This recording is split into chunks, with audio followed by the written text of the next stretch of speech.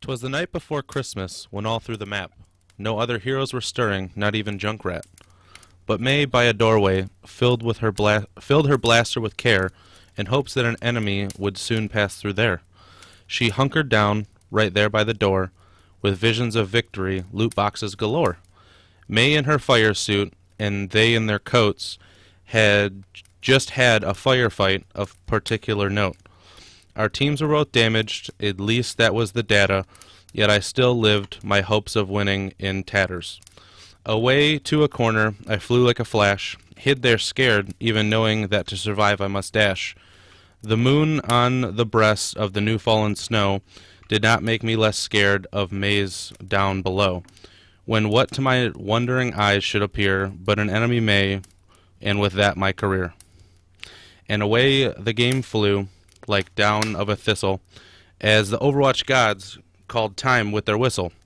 But I heard Maze exclaim, ere they left out of sight, Happy Christmas to all, and to all a good night. What is up, everybody? My name is Trypps, and welcome to our last cast of the year for Watchpoint.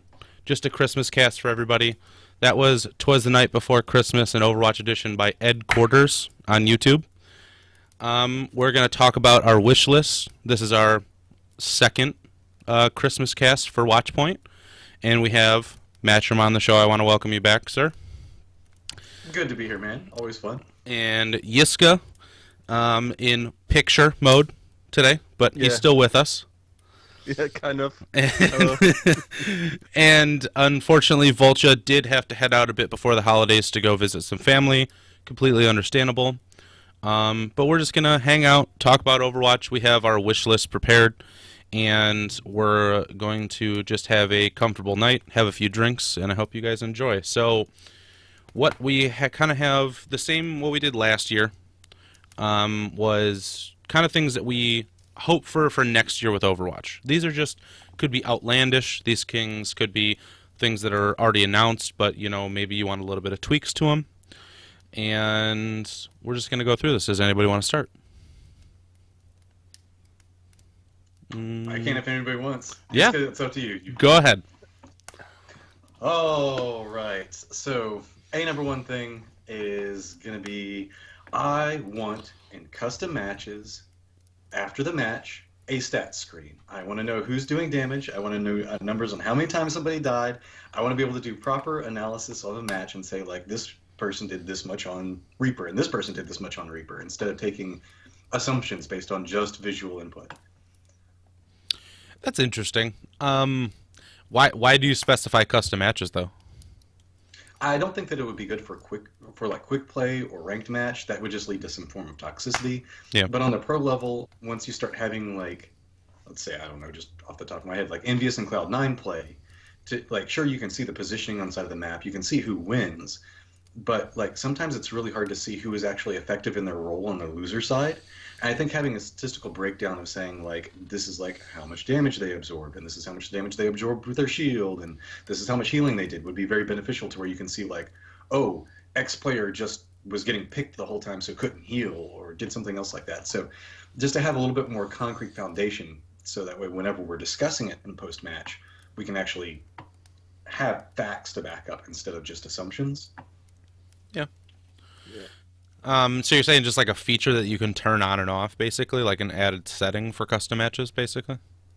Yeah, or even if they just put it in just like a tournament environment or something along those lines, I'd be fine with any of those factors. Naturally, I do not want it entering quick play. I do not want it entering ranked, but I think that it would. I mean, we know the stats are there. We see them get pulled into things like Master Overwatch and blah blah blah blah blah blah. Yeah. It'd just be nice to have an immediate post screen, so that way you can kind of go, okay, this is what happened, and this was their downfall. Like right here, there wasn't enough healing here, or the Reinhardt just couldn't, like, shield enough damage, or, you know, just a little bit more, so that way there's more depth in what the analysis you can bring. Would you want to have it like on a timeline? So you'd see, you know, sometimes it's, for instance, if you're doing shield damage and you do a lot of shield damage when there's a Reinhardt on the opponent team, well, that's not useless. It's pretty shitty though when they only have a Zarya, right? If you're then doing a lot of shield damage, that's a problem often. If you're not going for a Zarya kill. This is true. I don't necessarily know. Like, I'd be fine with anything to start. Like, even if it's just what the cards produce at the end of the match, and they just took that and boiled them down into like individual columns, just so that way we have something in the post-match screen to look at, rather than just the four things that Blizzard decides to show us. Yeah. Yep. How do you feel about that? Because you're saying for the players, right? What about for integrating it into like a spectator mode? So like for casters, not for players instead? Or would you rather both or one or the other? That's why I was saying put it in like a custom environment, like the custom game mode environment, or only in a tournament environment, so that way it's pulled apart from the rest of it. Having it in those areas means the fact that it won't get hit in quick play, but then if like teams decide that they want to scrim, they can use those to help themselves improve. Naturally, the next thing on my list is the built-in replay system, which we keep hearing hints about, but it'd be nice to look at like let's say you're, I don't know, just throwing it off the top of my head, Kingdom, okay? Kingdom, you just get done with the scrim, and now you have this replay to look at, and now you also want to look at the post stats to see like, okay, X player here didn't do enough damage through the match in comparison to the other teams, so let's look through the replay and find points that might be weak inside of it. I think it's an important tool for improving the pro scene just in general. Yep. Have like nice graphs on the timely scale. You have like these big team fights. It's not that hard to determine that statistically when a team fight happens, right? So, for instance, one thing I love about Plays TV, not sponsored, but just decent software, is it actually shows you, at least for your personal recording, where you scored a kill, where you scored an assist and everything, and you can, directly click onto the time stamp, so to speak, and then look at the stuff, right? It's not so much at looking at it over again, or I guess for replays this would be kind of interesting, but also to just be quickly, without having the insane production of like MLG or whatever, to go back to the footage and then post game do the analysis. Also for smaller online tournaments where you don't have the possibility to watch your footage back and have like a director that pulls it up and Interesting. I wholly agree. Yeah, I mean that's a big part of effective practice. Like if you're really trying to improve, especially once you start doing scrims and stuff like that, numbers become a very important part of that. Like you need to know whenever you're performing better one round than the last round, instead of just relying on just a gut feeling. And I know it'll be a contentious point inside of the community, because naturally I think that right now the way that Blizzard does it with their quick play and their ranked, not having the stats come up, I think that really does help reduce toxicity to a much lower level than it could be. So that's why I say just in the customs, just in the tournament realms. Yeah. All right. Next on your list. So I didn't explain this at first, but the way that we did it last year, we did it kind of round robin.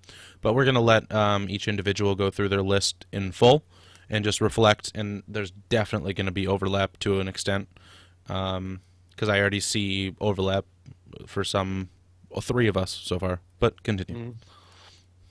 Built-in replay. There, I already called there it you a go. second ago. Yeah, that's. Yeah, I mean, how can you not want this at this stage? It's like one just from the esports and production value, being able to re-enter a match and be able to take a camera and like spin around a cool team fight would look super beautiful. Yeah. But on the other side of it, again, self-improvement. Replays are super important, and a lot of times whenever you're recording, I've noticed this, like, because a lot of times whenever I'm doing my analysis work, I'm always in third person, like hanging out way above the game, looking down, and I can see how everybody's moving. And then you'll talk to a player after a match, and they won't see it because they're just dealing with their perspective as the only thing that they get. So like they might not know what happened over there, and so being able to go back and see a full 3D environment in client would be super beneficial, I think. It's huge because even, I mean, me coming from the Dota realm again, it's something that I went through for a long time, even just like trying to A, improve, but B, produce content. It would be, I would play a game and then I'd record myself over that game and I would improve. I would see things that I didn't see in the game, like just stuff that was happening across the map that I should have noticed. Other players' items. It doesn't affect Overwatch, but things like that. But it would also create content, get me casting privileges or casting benefits. There's actually a whole subreddit for Dota casting where somebody has a crazy game and they just go, here's my ID for that game. You go into Dota and you download that game, and then people who, you know, are trying to get into the scene, trying to start casting, they can cast random people's games.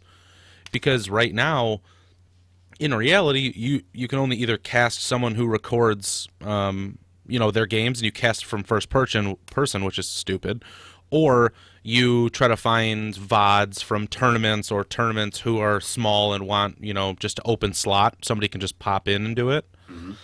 Things like that. It just opens up the scene for people who make highlight reels, people who want to do casting, or people who just want to self-improve. Because a lot of times I have, you know, played a couple games and I'm like, oh, you know, I've been playing a lot of Soldier or something. I'm going to cut together my Soldier reel a bit, and then I get called away or something and leave for the day and close down the client, and then I come back and I go, oh, well, every time I close the client, the highlight reels go away. Yeah. And well, then there's also that feel of like you have a really good play that you did want to record, and then you're like, oh, well, I have to go do something. You come back, and then it's just poof, gone. Yeah.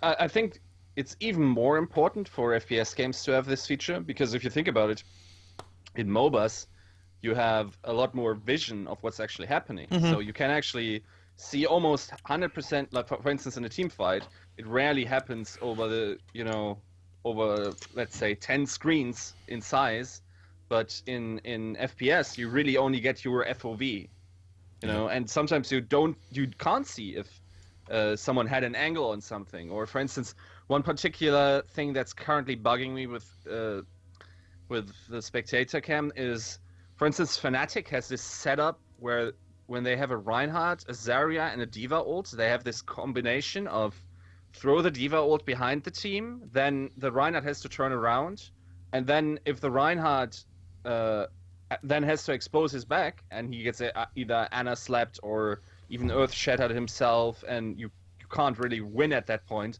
unless your Zarya is in a position that she could have shielded the Reinhardt, and then it gets more tricky, right? But sometimes you just can't see the angle Zarya has in this big, you know, pile of people within the graviton. So I'm like, okay, did the Zarya now, you know, screw up and could have shielded the Reinhardt and could have, you know, prevented this combo, or is it just, you know, really not possible? Because if you think about how graviton works, it's fairly random where the people end up, you know, and sometimes you just can't shield the Reinhardt because there's a Lucio and a Soldier in between, you know. Yeah, Well, see, I always think back to the core demographic, like especially like if you look at like, I don't know, silver gold players, you know, most of the player base. A lot of times they're not super built in on all the cues. So a great example of this is whenever like a McCree throws a stun grenade over a shield or something like that. They can entirely lose a team fight and miss that little bitty tiny cue. Just having a replay will help them go back and go like, what the hell happened here? How did we lose this?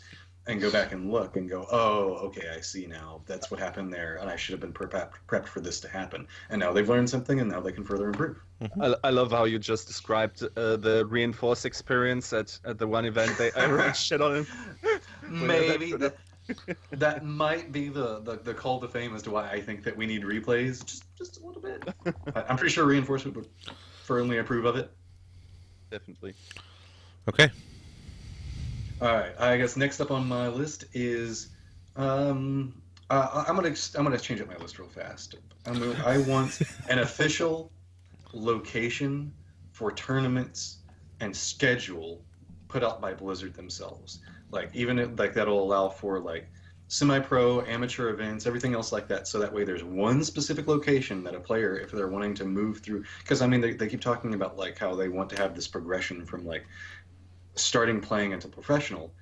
You have to go to all of these outside sources to find out like what tournaments are being played and what you can play in and like what's the big event that's happening. And I think that having a schedule that's outside of 15 different websites would be super beneficial. Because like even, you know, like I know that like Reddit does a really good job of trying to keep track of all of the tournaments on like its little sub bar down there, but that requires you to use Reddit, and not all of the player base might use Reddit. And even then, there might be some newer tournaments that the organizers don't use Reddit or don't think to go, hey, submit this to Reddit. So I think that having a centralized location for all tournaments would help. One, scheduling, so we end up with so many freaking it'll help stop all of the freaking scheduling conflicts that we're having. Yeah. Because it seems like we have a tournament here, like we'll have a qualifier here, then the next day somebody has to be on a plane, and then the next day somebody has to be playing in the LAN. And it's just because this tournament didn't know that the LAN started here, and we just need to have one repository to go for, hey, I want to watch an esports match, let me go there. Definitely, yeah. How do you think that's going to affect? Because, I mean, from what I'm getting is that if I wanted to throw an amateur tournament for, you know, online players, I cannot have it without registering it through Blizzard. Is that what you're saying? No, I wouldn't even make it to where you necessarily have to register, because I would just make it to where you could apply, like to set up an account, let's say, and you just show the fact that, okay, this is what I'm planning on doing, and this is what's planning on happening. You fill it out like just a little form, and you submit it, and somebody at Blizzard just goes, yeah, okay, I don't have a problem with you, clicks yes, and then the tournament goes through. I'm not talking about like a full certification, like where Blizzard's like, well, are you going to use our rules, or are you going to do this, and are you going to apply these standardizations? Like, let that exist for the pro scene. Yeah. But like, like as a prime example, I do a lot of work in the semi-pro scene. How many tournaments happen a week in the semi-pro scene? I want to say that off the top of my head, I can think of probably 14, 15. And then there's like 2 or 3 big ones. And then the smaller ones that are just coming in don't even know about some of the bigger ones. So then they end up with conflicts inside of that. I think that it makes for a very peculiar situation to where we don't end up having like, it's just kind of a discombobulation to where there's nowhere to go to know exactly what's happening inside the scene. And I don't want it to be a news site. I don't want it to be anything else. It could just be a flat freaking schedule that just has dates on it, and you click on a date, and it's like, here are all the events for the day, and it's you can like press like sort it by EU and NA or Korea or whatever region you want to follow, and boom, it pops up, and then you can click on and say, okay, this is where I go to apply, and that's all it does. I mean, it's definitely already an issue, right? Yeah. Because MLG Vegas wasn't a bad event. It had pretty sick production, had pretty good analysis desk, had competitive games for the most part. Gotta give a shout out to our boy Flame. Reddit lives, competitive Overwatch. Thank you so much. That's 2 now. They pushed through ZP and Flame now. True, yeah. The power is yours, guys. No, but that event for the most part had like 15K viewers across the 2 platforms that was streamed on MLG TV and YouTube. 15K, right? That's a little bit upsetting for a Gozo Games event nowadays, right? Yeah. Like, or it used to be at the end when they were still the biggest tournament around, right? So I don't know. That's a little bit of an issue. I also really don't like that somehow Blizzard wants to, do everything for publicity in a sense. Like, they predetermined maps, so it doesn't feel that stale, even though that kind of backfired because instead of, lack of diversity in maps, we had a lack of diversity in comps because nobody could prepare for that, right? Well, the only thing I can say, and I haven't had a chance to really get on a soapbox, but I have to jump in right here for a second, Yiska. The last match of the grand finals for the MLG event was Temple of Anubis. Oh! That's all I can say. It's just like, I get you want map diversity, Blizzard, and I can see what you're trying to do, but no. Why wasn't it Hollywood or Kings Row or something? Sorry, I didn't mean to interrupt you, this guy, but that just. I mean, it could have been Volskaya, right? It could have been Volskaya. Thank you, Blizzard. It was not Volskaya. Yeah, we appreciate it. Always look on the bright side of life, kind of deal. Nah, but and I don't know. And then, on the one hand, say, okay, we want the diversity to bring in the audience, and then not stream on Twitch and have the biggest audience it could get, and maximize the exposure to the pro scene. A little bit of a issue in values they try to communicate with us. Like, do they want to make it as popular as possible, or do they want to push their products very early on? They want to push their they product. want to show every single map So no map designer sits there. It's like, oh, my map is not good. And do they want to, push their platforms where they got the best deals from? Obviously, that's the foundation the OWL will be, built on. But the question is if the timing is right here, right? Yeah. See, you're jumping in on my list where I'm Nobody headed to vomit. inside I'm of moving my is- cam. Okay. Just to hop in, this is going to be like one or two of my other subjects as we go through, but I can't tell what it is that Blizzard's wanting to do with Overwatch, and specifically on how to stream it. Because the next thing on my list is the fact that I want the ability to in client see whenever a big match is occurring and to watch it from there. Even if it's just a link, even if it's just like you click on it and it takes you to a Twitter link. They already do that with like the community spotlight and stuff. You click on it and it takes you somewhere else. Mm-hmm. Just something as simple as that just shows like, hey, MLG is going on this week and here's the schedule, and you click on it and it takes you to it. Because I thought it was weird that the MLG event was going on and the client didn't even really talk about it, except to like, I think there was one little screen that slid by one time that said like MLG is happening, but when you clicked on the MLG link, it didn't even take you to Overwatch. It took you to the competitive. It took you to the Call of Duty one because that was the main Major League Gaming thing for that time. Yeah. Like, but here's the thing that I'm really curious about is if you remember, like 4 or 5 months ago, there was this big announcement that Blizzard said the fact that we're no longer going to be calling our online services Battle.net. It's not going to be like Blizzard Tech or whatever. And What? then they released. Yeah, and then they released the ability to streaming from the Blizzard client. Oh, I It's remember. still there. Most Yeah. people did the disable for it because it ate bandwidth. It does to me all the time. But it streams to Facebook. True, but that shows the fact that it looks like they're trying to look like where they're trying to link to. I think the fact that they just don't have the agreements in place, and I think at some point we might be able to get in client spectating. Because I mean, if you can, as an IT professional, if you can, that seems like how I would beta test this. I would test, can I stream from the client? Yes. So if I can stream from the client, well, I sure as hell can receive from the client. That should be way easy. And so I kind of get a feeling that that's like they've got something going on, but I don't know what it is, and I'm worried about the agreements that they're making in it because like naturally with the purchase of MLG and Activision, with Activision Blizzard purchasing MLG, it seems like that's going to be their go-to. Is that going to be their go-to, and is it going to be on YouTube, or is it going to be multiple? Is it going to be going across multiple things? That's the question. I don't know, because I would be really, really sad if professional Overwatch, they do all this other stuff and they're like, hey, and from the client you can click to watch professional Overwatch, except for the fact that it takes you to Facebook. Because the last thing I want to do is watch over Facebook. Yeah. The thing, this is kind of combining both the things that you mentioned, like an organized list of what's going on and the in-client. And I'm going to jump back again to Dota. Dota has a calendar in the client to where it'll list what tournaments are going on today throughout the entire month. And depending on if you have the ticket to watch it in-game, it gives you in-game bonuses to, like, items and things like that. So you buy this ticket for $2 to $5, depending on the size of the tournament, and you can watch all the games in client. And it has all the games, December 1st through December 31st. And you just go, oh, okay, well, I can watch it on, Saturday this week, Friday next week, blah, blah, blah. And then you just click it, and it's open, and it's there, and you can watch the game while you're waiting in queue, too.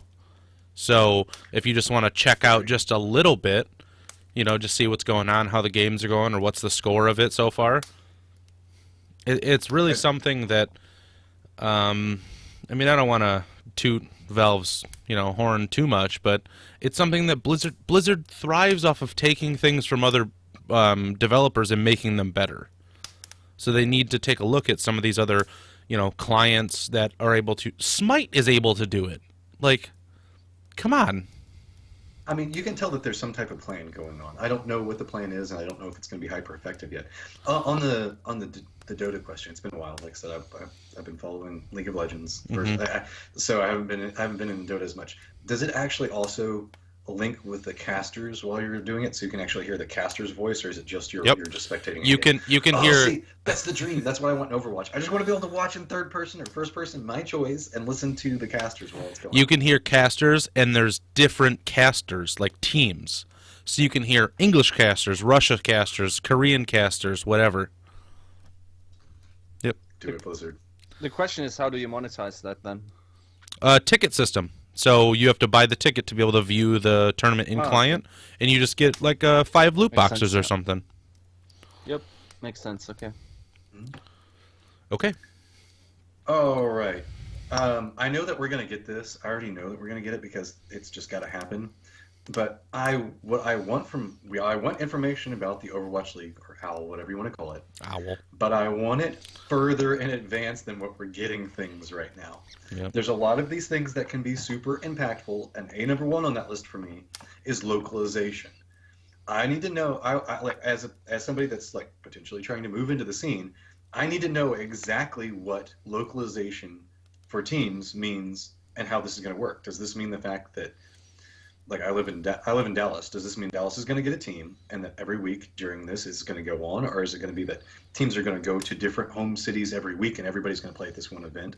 How are production crews going to work? Is it just going to be a Blizzard group that's going here? Because like you can see, like if you think about it, if everyone gets a team, let's say every city gets a team, and let's say there's going to be 30 teams, and they're going to probably do most of their matches over Saturday, Sunday. That's just normal timing. If every city has its own stadium that's being cast from, that means out of those 30 teams, half are playing each other, so there's 15 different stadiums that need to be running at the same time. That's a whole crap ton of casters, production, like all of this stuff that we need. Do we need that many, or are we just looking at like individual production crews, like that one's just going to bounce around everywhere? Like I want to know how the combine's going to work. I want to know how the draft is going to work. How is that going to affect present teams? Is there going to be like an order process to like how are they going to decide who drafts first? Like there's so many questions about like from production to localization to the draft. We need to know more. Let's say it's 6 months away, we need to start knowing now so that way players can start planning, casters can start planning. I mean, just even think about it. Like if each production crew needs to be associated to a city, does that mean the fact that now these casters are tied to specific cities, and now are they Blizzard employees, or are they going to be like employees of the organization that owns the stadium? These are like there's like so many questions inside this, and right now the only thing we have is the Crusher 99 video. And this is enough for me. I mean, polish, man. Even if it's just a letter, Blizzard is not. They're not too keen on giving you advancements because they've been punished before, where they go, "This is how it's going to go," and everyone latches onto that idea. And if they say, "Well, actually, we're changing just a little tiny bit of it," and the community freaks out. Well, you promised us this. So, yeah. And but, I mean, they are also the people that are known for what is it, trademarking soon? Yeah, like, TM soon, TM. Okay. I guess I'll jump back. I'm on the esports side of this, so I'm just rolling out esports thing after esports thing. I want smarter features for cams. Specifically, I want the ability to like instead of just having like whenever you're spectating, you press like F1 to follow this player, that. There's a whole bunch of buttons here. It'd be nice if we could set like static cams. Like let's say you have this cam that you want right over the King of the Hill spot, like the control point on the King of the Hill, so you can click to it and it immediately goes to an overhead. Like being able to set static cams throughout. I thought they did that. Has that gone through? I don't know if it's 100% through. I thought they were trying different pieces of it, but we haven't seen fully fledged functionality for it yet. I mean, I think that was part of the controversy where they, where this match with the player with the ping for spectator cams. Mm-hmm. I think that was actually not what really happened. What happened was either players or something happened with the spectator and their camera setup was completely ruined and they had to set up again because they couldn't, get the correct angles again. So that's why they, Yeah, I'm just basing this off of patch notes. I mean, I don't mess around with the spectator client ever, really, besides a couple times, but I thought it was a thing that was at least like teased or they talked about it. It was in patch notes at one point.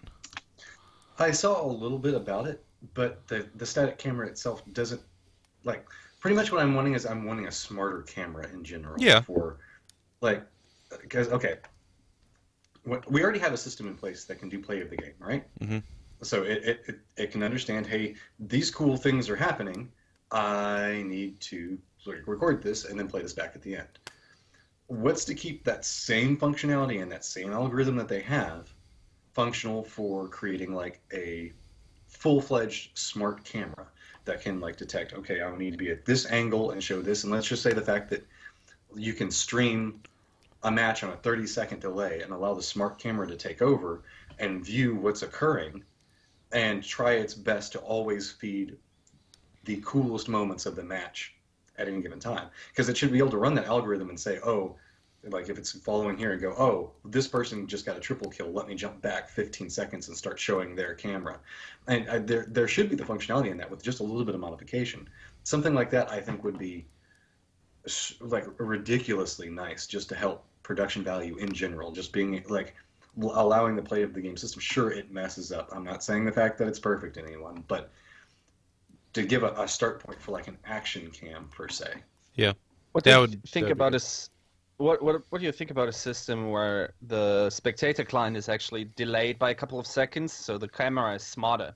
It already knows that the McCree just went on a 4-kill spree, and it forces you into McCree first person, and you never miss it, but you're also never truly, live, I guess. Well, and see, I'm perfectly fine with that. Like a lot of companies right now, that's the way they actually do their esports, is the fact that they just have like 6 spectator cams that are in there at the moment, and they're streaming, and what they're streaming is going to the caster, and the caster's just announcing what they're being shown, but it's already on a delay. That's happening with a lot of them. Yeah. I have no problems with just allowing a smarter Blizzard program to run that, and then allowing, like, I wish that you could choose to allow spectators to watch with a delay.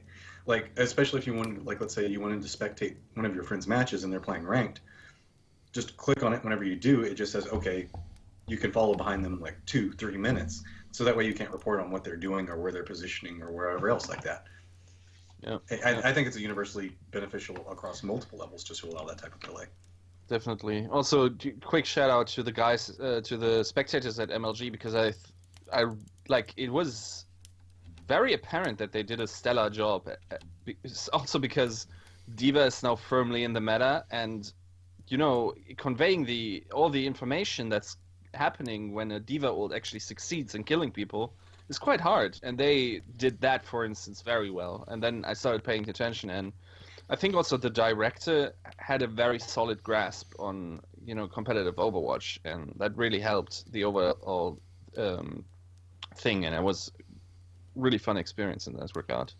I'm really enjoying the fact that we're finally getting out of constant first-person view inside of Overwatch. Like, I love the fact that one of my favorite things is one of a producer that I really like. If you guys have ever seen him, it's Chronic. He does some great work. He's put a couple of posts on Reddit, but he catches some great camera angles. Like, he'll take like D.Va, and the moment that D.Va ults and shoots like the ult down the lane to try to get, and he'll pop out of first person into third person to where you'll just see it slide down, but you still keep D.Va in cam and slowly start moving back to where you just see the explosion go out. I love that we're starting to get a lot more of that, like cinematic views. Right, because sometimes whenever you're watching some of these big team fights and you're watching them in first person, you don't really know what's happening. I think it's beneficial to move into third person every once in a while, and it seemed like a lot of production crews were really afraid of that for a while, and I personally like it more. I like to see what's happening, who's choosing to go where, and try to figure out why they're trying to go there. Yeah. Like, do they see something I'm not seeing? Why are they prioritizing that target or something like that? I mean, it's actually hilarious if you think about it, the way you just described Chronic doing it.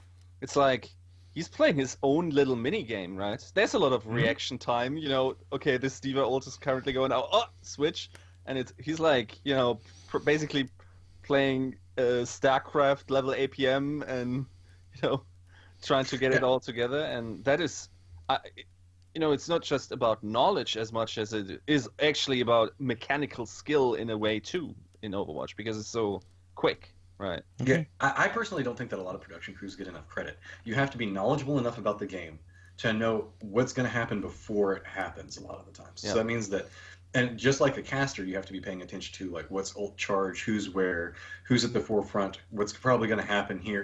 You have to start trying to predict what's going to happen based off of the amount of games that you've seen. And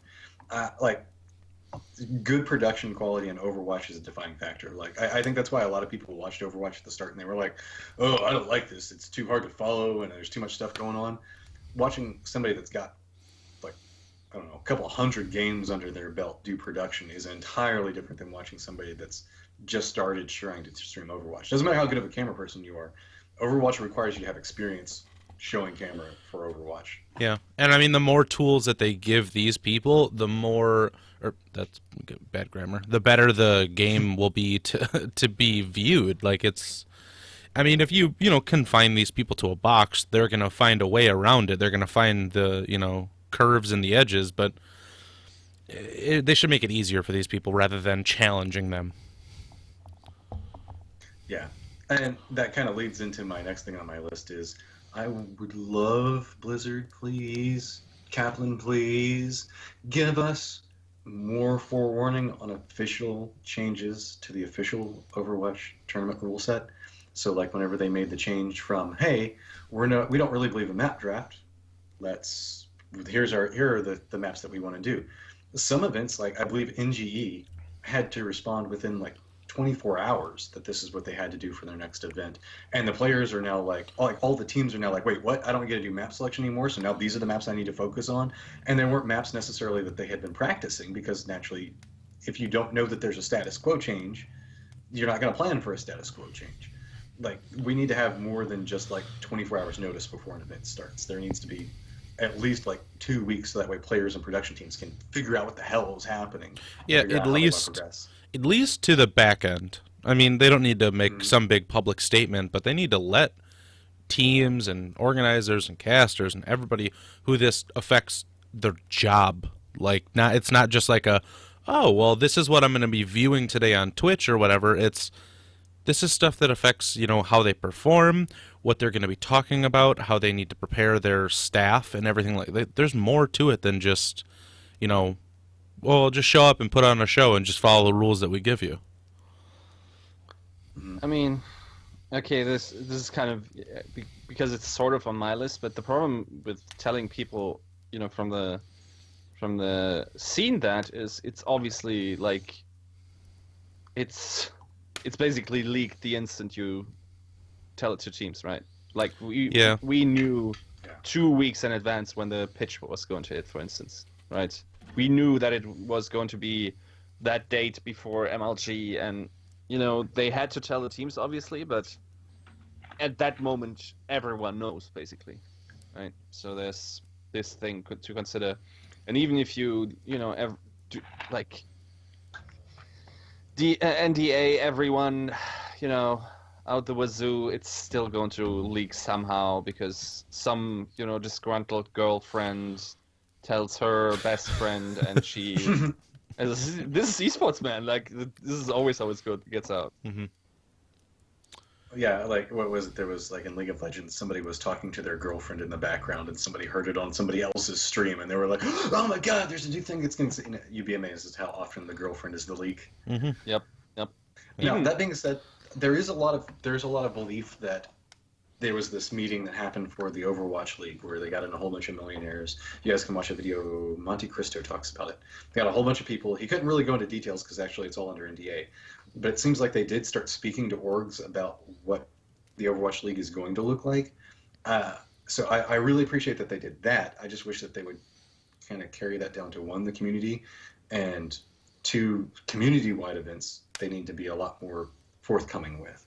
Like, again, the map selection thing. I think they kind of learned their lesson on that one. There was a lot of public outcry about it. At least I'm hoping they did. But that's kind of like, I don't even know a comparison to make in sports. That would almost be like if they got rid of the coin flip inside of American football. They were just like, hey, we just decided that you're going to go first now, and then you're going to go second because you have this and you have this. And they'd be like, well, why didn't you let us know beforehand? And be like, this is just the way we decided to do it. Yeah. That was kind of the general vibe that happened from it. You're going to get somebody saying that, well, that's not technically an equal comparison. Yes. Okay. All right. Last thing on my list. How long is your list? It's the last thing on my list, dude. I'm done. Okay. Yiska told me like 2 weeks ago. He was like, "Hey, this is what we're gonna do," and I would like. So every time something happened, I was like, "I'm writing this on my list." Okay, go ahead. Last thing. I want more strategic maps. In what I way? mean, Okay. I don't know. Steal What do from you whatever you what want do to you steal from confine Blizzard. strategic? Why not do something to where like the defenders have to try to hold 2 different control points at one time, or 3 different control points at one time? Why not make it to where there's so many different variances that they can do. Like naturally, I know people are craving something like King of the Hill, not King of the Hill, but Capture the Flag. I don't necessarily know if that would Domination? work as well, but there's a lot of different variances that you could do. I would prefer a little bit more of a slower version. Like I personally enjoy watching payload maps myself. I think that they show like team coordination, strategy. They try to like, especially whenever you start having teams try to take different approach routes. Like during the Kingdom and Kangarna match, whenever Kingdom did that, like on King's Row, did that full pass instead of just going through the streets phase of King's Row. They went all the way up through the top and came around and came out through the boiler and then dropped down right before the whole point of the second point. Added like 10 or 15 seconds to their walk time to get there, but it was such a good strategic choice. I love it whenever we see that side of Overwatch. Don't get me wrong, I love King of the Hill too. I think it shows off great mechanics, but I think that's the difference between the two. King of the Hill is mechanics-driven teams, and Payload's more strategic-driven teams. And I would love to see I want to see a push past just Payload, like having one spawn point for the attacking team, and the defending team has to try to defend 2 points at once. I think that would be extremely interesting, like because now you're having to like split apart. You're having to call and say, "Oh, they're moving this way, they're moving that way."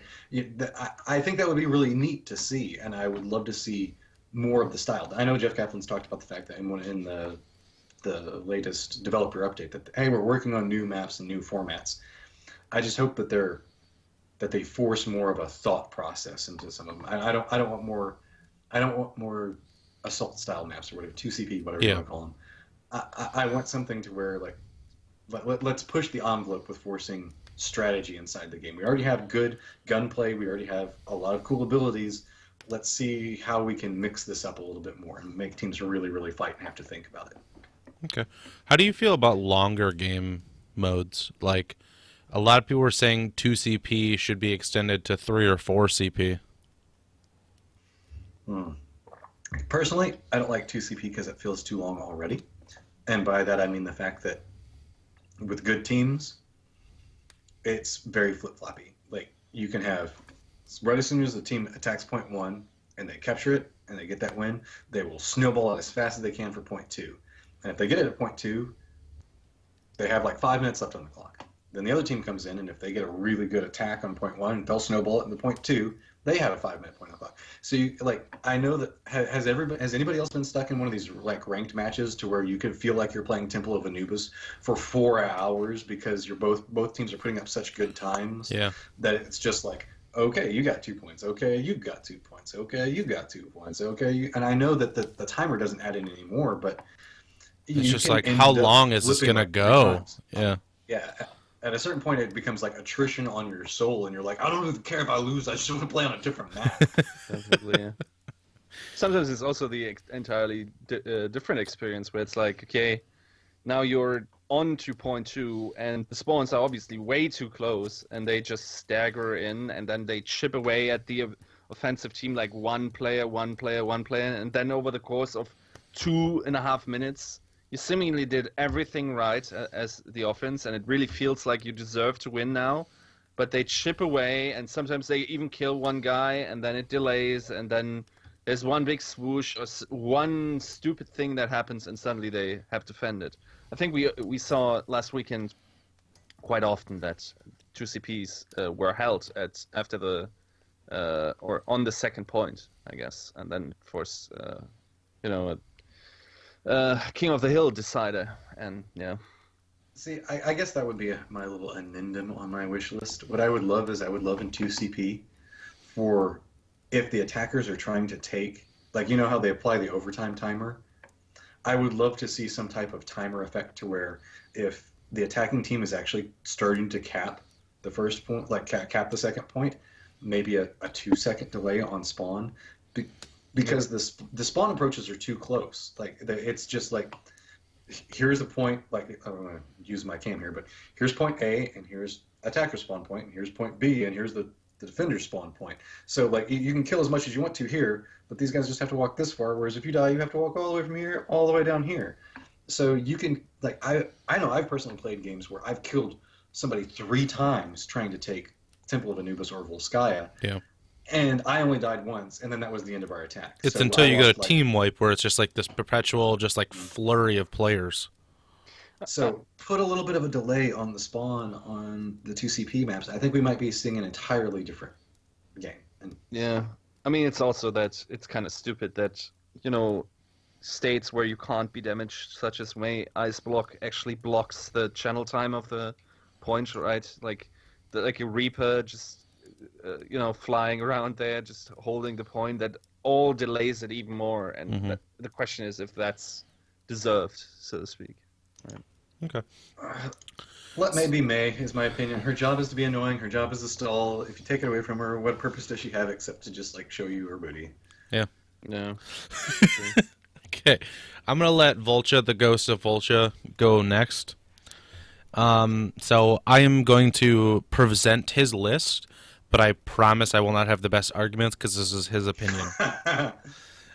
So this is something I know just from being with him for over a year now, is he wants even less ultimates. When they just introduced the 25% increase to ultimates, he was happy. He liked that. He liked the, that it's not this game of just charge up your ultimates and when you throw your ult out, you win. Because he comes from an FPS background, so he wants the more, you have to be good at shooting rather than just good at poking and throwing an ultimate out and you win.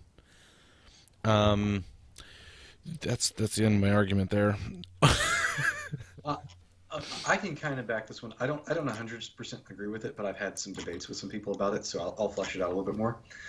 And it's the premise of slowing down Overwatch. Yeah. And a lot of people get up in arms about it because some people want it to be like Unreal Tournament 2.0. And then other people want it to be a little bit closer like CSGO. And it kind of falls in this weird middle ground.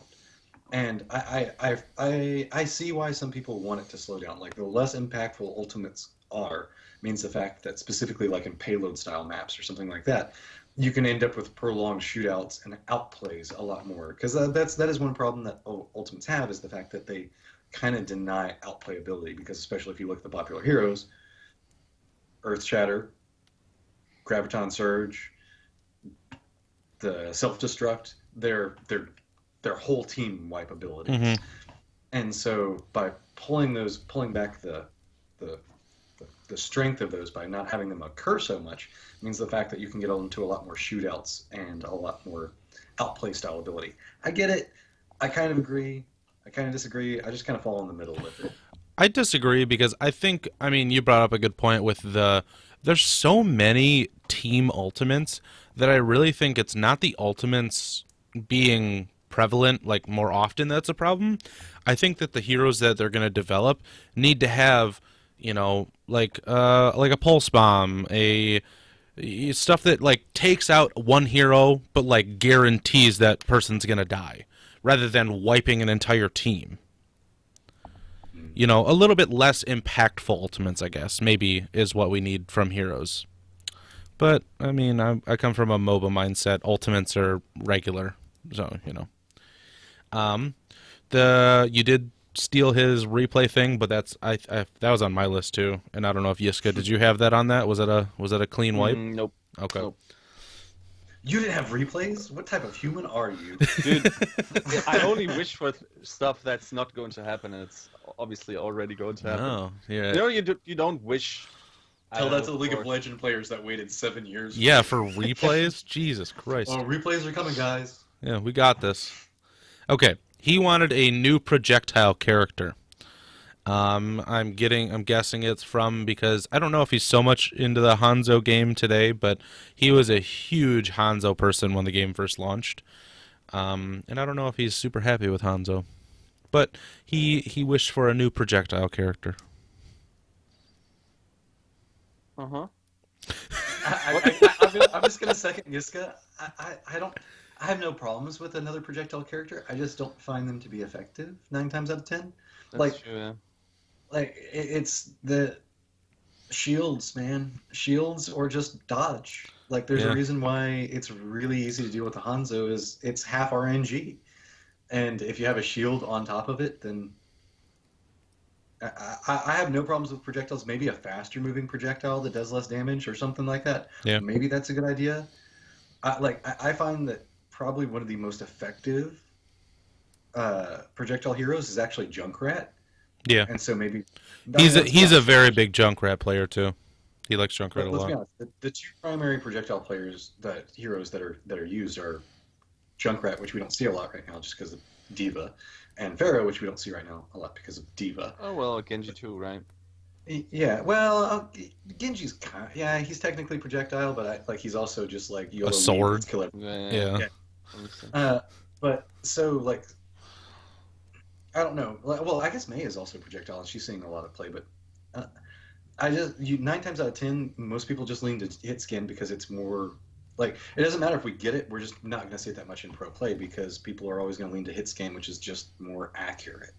So maybe a more accurate projectile hero, like maybe somebody that fires heat-seeking rockets. I don't know. No, don't do that, Blizzard. Just don't do that. I take it back. I take it back. Don't listen to me, Blizzard. No heat-seeking rockets.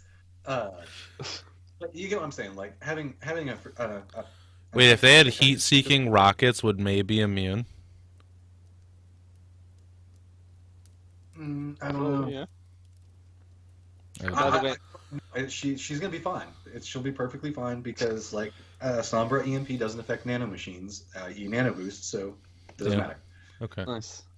All right. By the way, I should remind you, chat just said Zenyatta is also one character that's also played in his projectile.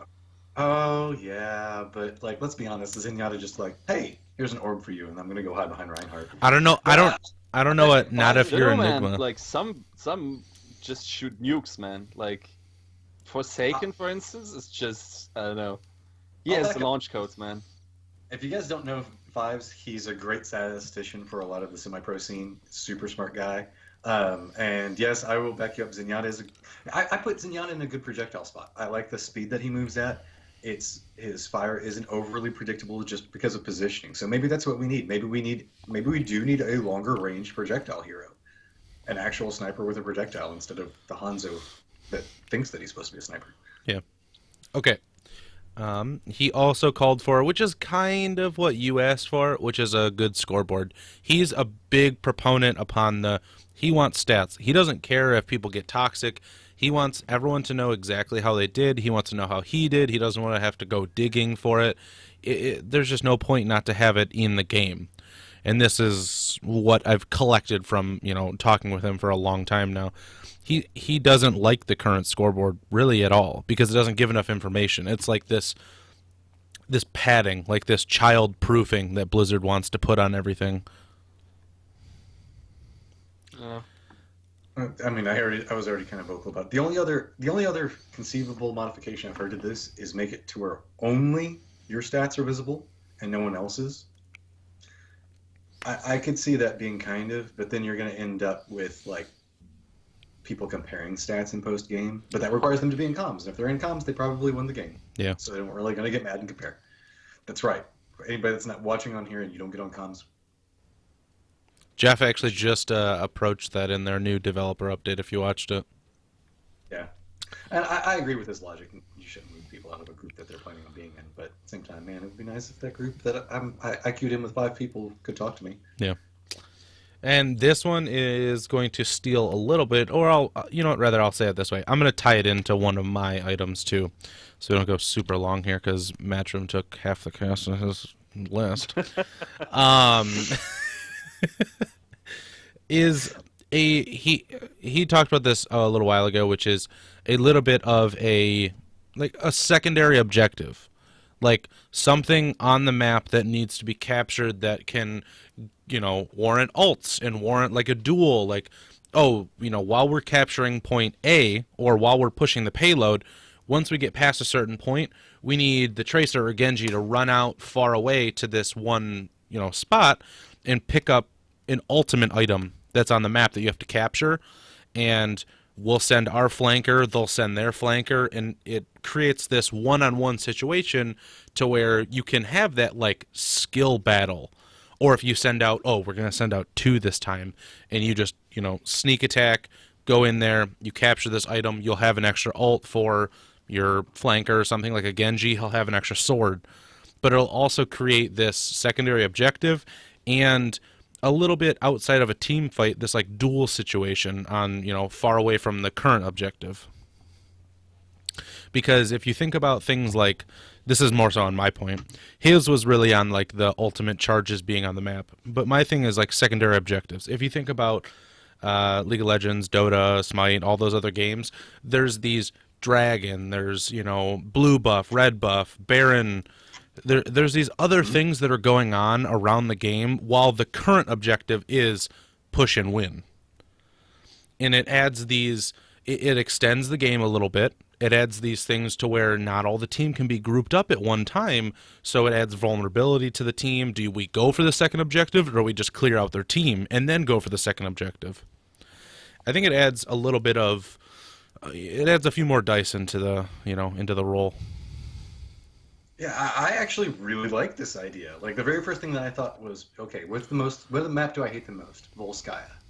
But now imagine if, those giant mechs that are hanging out on the side, you could go, like, get a control panel and hit them and, like, activate it, and they, like, shoot and assist your team there for, like, I don't know, 10 or 20 seconds if you control the specific point and gain control of the control panel. That would make it a lot more fun. Having multiple side objectives inside of a CP match, 2 CP match, would be really cool. So yeah. I wholly agree. Yeah, imagine if like Anubis or something, like after the attacking team captures the first point, there's actually a defense objective that if you want to warrant, like it's almost like pulling your goalie in hockey. If you want to lose part of your team, if you send like 2 flankers out to, out to the ship that's floating out in front of the attack spawn, if you capture that, it raises that platform that Blizzard took away on the left side to warrant the defense. They can't go through that side for 10 seconds or something like that. Yeah. There's so many possibilities here. For instance, you could have something like on the flanks of payload maps, you could have like this pickup that just extends your attack time for 10 seconds or something, or subtracts a certain amount, 10 seconds from the attacker time, right? Yeah, adds respawn delay to the defending team or something. Something like that. Like, there's so many possibilities, right? I wonder if it always has to be so sort of hard-coded, these numerical things. I actually like the suggestion you had with, okay, what does it do for the map? How does the map change here, right? Mm-hmm. I like this a lot more, and I feel like I've seen this in some games where it's like, okay, you got this small advantage. It's almost like a side quest system in these MMOs where it's like, okay, yeah, if you do the optional thing, then these guys support you in your next attack, right? Yeah. And maybe that would also help with the issues we're currently seeing with attacking, because I think Flame first came up with this concept that by reducing the amount of ultimates that are in the game, you automatically nerf offense, because they need ultimates to make it work. Breakthrough, yeah. Yeah, and that's why it can snowball so hard, because winning the first fight means you have ultimates, right? And then because you have ultimates, then you can effectively attack. But once it's stabilized and everyone's managing their ultimates and everyone has at least 3, it's not a far cry to think that you can win with 3 ultimates against 4 or 5 from the offense, right? Mm-hmm. So maybe if you had any supporting, second objectives, this could help a little bit. I really think. Go ahead. Sorry. And furthermore, would put emphasis on what we said before in other casts. It's like, okay, if you have these in situations where it's not feasible for the entire team to go there, but then you have these duels, for instance, the star players, where they go for the second objective, and they have this, very impactful 1v1 or 2v1, and even that's more strategical, right? Yeah. Do I put everyone on the payload, or how many people do I break off from the push? And how much does my opponent team break off? And then vision gets much more interesting. Widow Souls would suddenly be even stronger than it is, right? So, I mean, obviously this would really flip balance on its head in a way, but I think in many ways this could, get Overwatch away from this feel where it's sometimes very one-dimensional. It's very linear. Death ball, Yeah. run towards each other, and then whoever wins the brawl, right? I think it kind of falls in line with what I was talking about beforehand about wanting more options in base map selection. Like different modes. Yep. It follows in that same vein. Give us more options and choice, because like I know whenever the Blizzard guys were talking about it, that they talked about that they built the heroes and then they built the maps around the heroes. Well, that's great, but at a certain point, I also kind of want some choice for my hero. I don't want to be like, okay, let's keep going after this one thing all the time. Give me an option to where like, oh, I have to choose now between do I go here or do I go here? And I think that those style of player options would add a lot of versatility to the game. Okay, I'm gonna clean out my list just because I kind of I've now down my list because it's on Vultcha's and Matrym's, so I'm just gonna continue a bit on mine. The biggest thing on mine, and this is probably on just at least in the majority of people's back of their head, is more heroes. Like I love when more heroes get added. It does affect the meta a lot for the pro scene, and it hurts when things like Symmetra changes go through right before a tournament, and Anna coming out and things like that. But I recently realized, because I recently revisited Heroes of the Storm. I played it when it very first came out, and it was like, oh, okay, yeah, there's like 20 heroes, like that's cool, blah blah, and it just kind of like you see the same over and over. You see these same heroes and their same heroes. You might see a little bit of variations of team cop here and there, like going back to Overwatch. You might see the 3 tanks, 3 healers, or you might see the 2-2-2, or you might see the quad tanks that you saw at MLG. I just think that there needs to be more, and I understand they can't just like vomit a bunch of heroes onto the scene because it would ruin it. But I think that something like 4 to 5 heroes a year is reasonable. I just want more variation. I want like more to it. And you want one of them to be voiced by Terry Crews, and you want him to be freaking amazing the whole time, right? I'm gonna ruin Reddit, but Terry Crews is cool.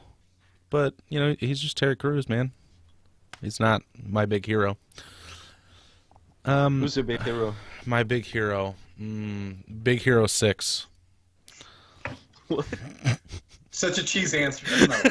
That's such a cheese answer. That's like, who's your big hero? Oh, this is my big hero. Yeah. Okay, but that's it. I mean, really, I just like. This is, once again, I always dive into this. My MOBA background is I like the variety. Literally, I hate Blizzard's idea that every character has to be viable at every single moment of every single map. Why? There's niche picks. There's people who are going to be better at certain maps or better in certain team comps. There's people that need to counter other characters. There's so much, that adds depth to the game. Not every character has to be picked 100% of the time. Obviously, we don't want Bastion and, Torbjorn, Hanzo, and those characters to be repeated. They need to be worked on. But we need to add more and more, so that it adds variety. That's my argument. Was that your list? No, that was my list. I have 2 more. Okay. Custom servers. So this is something that they said that they're going to add, and Jeff went on a little bit more in detail with the recent developer update, which is they're just going to add a browser where you can create a custom game and it'll be listed on a browser. I interpreted it wrong when they did it at the Q&A, which is I thought that they were going to have like a Steam, like CSGO style server list where like I could build a server in my house and I could host 24/7 Kings Row games, and people can hop on and I can like edit, and they'll be like, ults will charge faster, or no health packs on the map, stuff like that. Or something where we could have like a Watchpoint server, and people could jump on, and we could have leaderboards, and we could have things like that. That's what I really want. Like, I want to be able to create a subset of the community. Obviously, the argument against it is that it will divide the community a bit because people can hop onto these solo servers and they'll never have to touch matchmaking again if they really don't want to. But I think that's inevitable. I don't think that's a strong enough argument against it.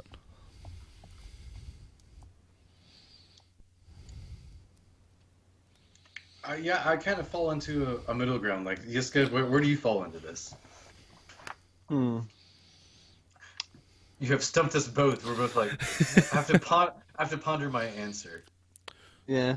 I mean, because I know, Yiska, you come from a CS background, so did you always play matchmaking 100%? Or did you ever find those servers where you got along with people and there was leaderboards and you felt like you could prove yourself against people and things like that?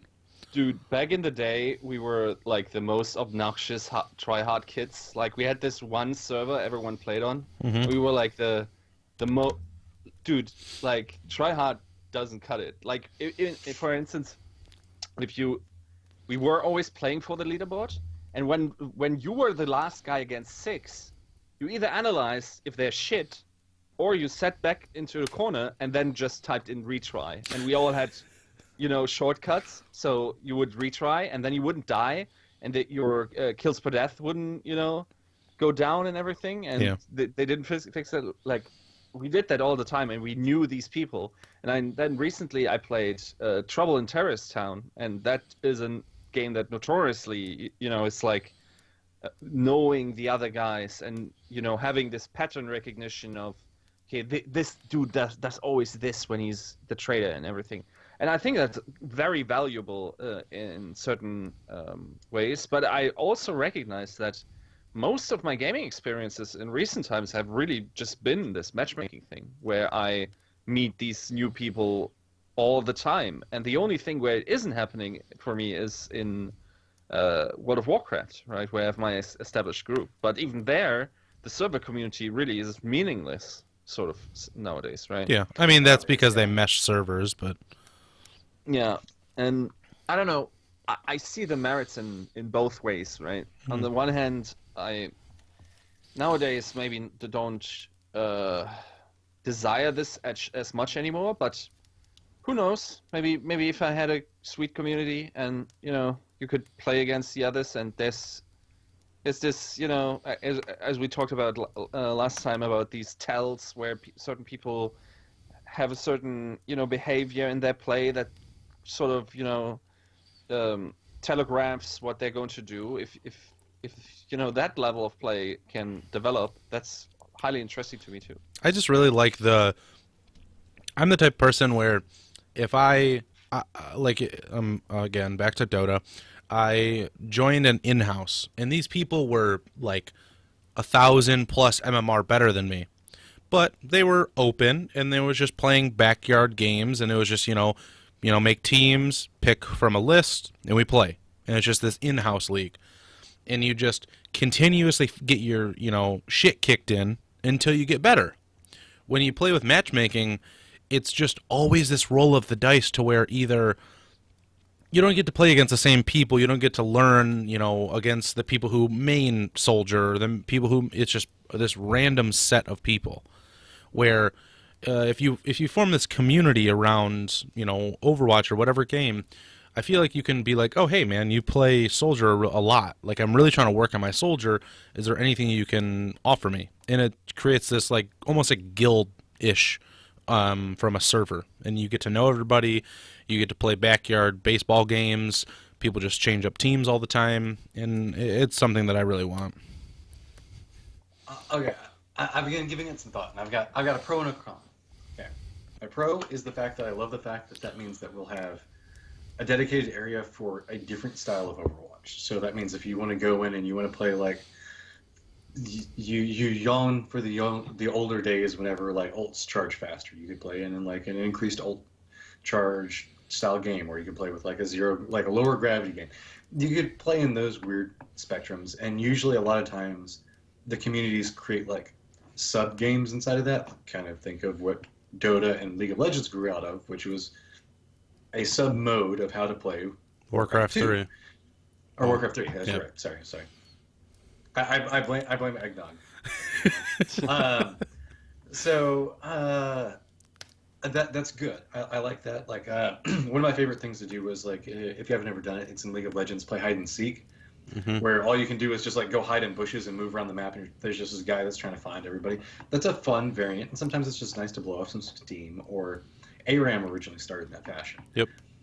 Now, on the flip side of it, I think that Blizzard does something unintentionally on a regular basis that I think that WoW isn't a great example of, is where they automate sub-communities. Like, if you remember back in the olden days of World of Warcraft, your server mattered because you got to know the people on your server and you were in competition with those people on the server, and you guys would bounce ideas off of each other like, oh, we're trying to take down this raid, this is where we're having trouble here, what are you guys doing? You know, because I used to be in the race for like the server firsts for downing. And like community was a big time then, and then they started doing all the cross community stuff and automating this to where you could like start using all of these tools. And while they were really beneficial for the short term gain to where you could just like queue and suddenly have a dungeon, you didn't have to wait as long, you kind of lost the community sense. Like 9 times out of 10, I'm willing to bet if you guys play Overwatch now, you don't even look to left and right to see if you know any of the people when you go to the auction house. Exactly. Whereas back in the vanilla days, you would walk up and you'd be like, oh, hey, what's up, man? And you'd like start talking to each other. The pro is you could get some really fun games and you can technically create a sub-community. But on the flip side of it, you're also kind of automating a community to a degree that could potentially exist better on like forums or through Discords or whatever the modern version of that is now.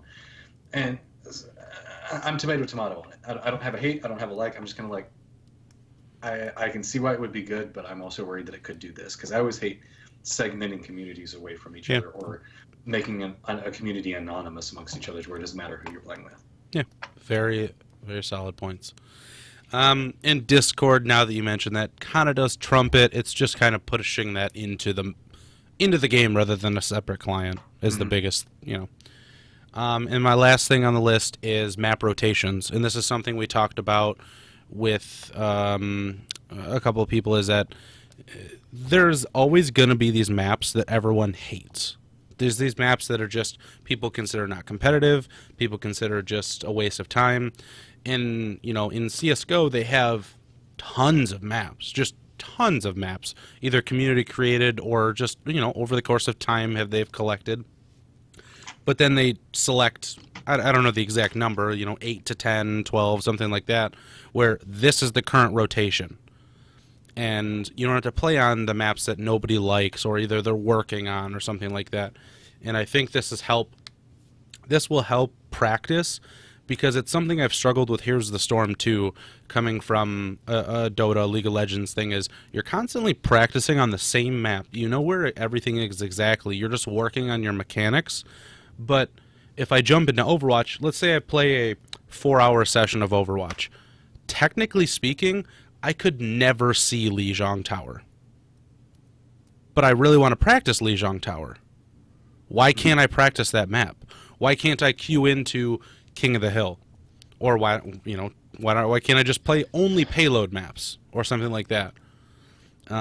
It just creates this thing where it's you just click the button, it's a roll of the dice, and I hope I get that one map I love to play. I think the problem really is that for some reason Blizzard doesn't really like that idea. Like they don't want their art to go to waste. That's literally the only thing I can think of. I'm not even sure if they, you know, it's okay. Yeah, sure, it's wasted production time and everything, but I'm not sure if it's really about feelings or I don't know if they consider them not as bad. I don't know what it is, but if you think about it, in CS:GO, I vaguely remember as a statistic where I think both in matchmaking and, you know, this server-side play, Dust 2 is played 35 to 40% of it's the like time. the most popular map. Everyone's playing it constantly, right? What happened to Office, guys? Come on. Imagine imagine this being Kings Row or Hollywood. Right? Rip where Office. Everyone would just would just constantly play these two maps. Like, for some reason, Blizzard doesn't like that, and they haven't communicated that to us well, I think. And yeah, I wonder if that would be a bad thing, right? I could see it being very beneficial on quick play, to where if you wanted to play quick play, you could do a map selection. Like, let's say you just got fucking rocked on Volskaya. Me. Happens all the time. No. And so you decide you want to go practice Volskaya. I could play a whole day and not see Volskaya. It seems like it doesn't appear that often until I play ranked. And then when I play ranked, it shows its face, and then I just... Okay, anyway. If you guys didn't know, I really don't like Volskaya. I'm venturing to say everybody get it. But the ability to do quick play and say, hey, I want to queue for Volskaya because I'm bad at it, and try to do a couple of games on that. Like, do the first round on Volskaya, and then you move into the normal rotation after you queue for your one time. You can choose to back out and re-enter the queue. I could see that work. I don't think they should do it for ranked. I think that allow it. That goes into a subcategory of, I see a lot of people talk about, is the fact that ranked maps should be based on season. So you have like 4 or 5 maps that are this season's maps. You only play those 4 or 5 maps. You get your ranking. The next season comes along. There's a new 5 maps that are in rotation. You can play quick play to learn those new maps and cycle in. I can see that being an effect. I can see both of those tools going into play to be very effective, because I think right now there's a lot of maps. There's a lot of maps people don't like to play on, and it varies from person to person. Some people don't like payload maps. Some people don't like King of the Hill maps. Some people don't like 2CP maps. People don't like payload maps? Some people do not like the mechanical god character. Like, have you never met any of the guys that are just like, oh, I'm the best shot ever, and they believe the fact that everything should be a mechanical outplay. They don't want to play on games like, they don't want to play on maps like Payload. They'd rather play King of the Hill 24/7 because it's more of a shootout, and they can outshoot 5 people that are trying to attack them. Whereas on Payload, they have to focus on the objective in comparison, and that's not what they want to do. They just want to murder the world. Yeah. So I can see those two going hand in hand. Okay. So we're on the last hill of this podcast is going to be Yiska's list. This is what I'm really curious about, throughout the 3 lists, did we hit any of your points? Let me see. Are you too hip for us? Sort of 1 point. You see the picture of that beard? He is way too hip for us, dude. Dude, I'm going to fucking try hard on you, like, holy shit. No. All right. All right, let's hear it. Try hard pants, man. So, okay. All these wishes I have could basically be summarized under the point of show me who the best is, right? I want Blizzard to have, like, you know, when you have design goals, you always have these values that you want your game to be, right? And then based on them, you make your design decisions, right? Show me who the best is should be towards the top. And what that would, for instance, entail is introduce new characters, and they all have ridiculously high skill ceiling.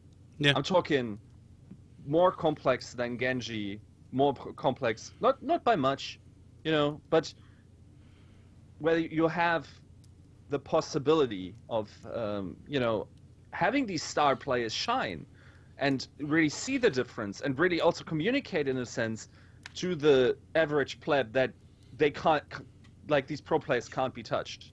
You're not anywhere near a Shadowburn when you're playing Genji, mate. It's not working, right? And I want these new characters to also embody this, like this awe that you feel also in other esports, where there's one guy making this, you know, for instance, watch a simple play, and if you've ever had a mouse in your hand, you know his flicks are otherworldly, man, right? And I want more characters that tell the story of the star player, so to speak. Right. To draw a comparison between that, I think that we're at that stage. Like, if you guys remember during the right after the release of League of Legends, I think it was right around this time, maybe it was right before release or right after the release, that we got Lee Sin. Yep. It was considered to be like one of the highest skill capped characters. And I think that we're at that stage. Now we've gotten okay, you can play Winston, you can do this, you have your lower end, like, no mechanics are really required, just understanding gameplay.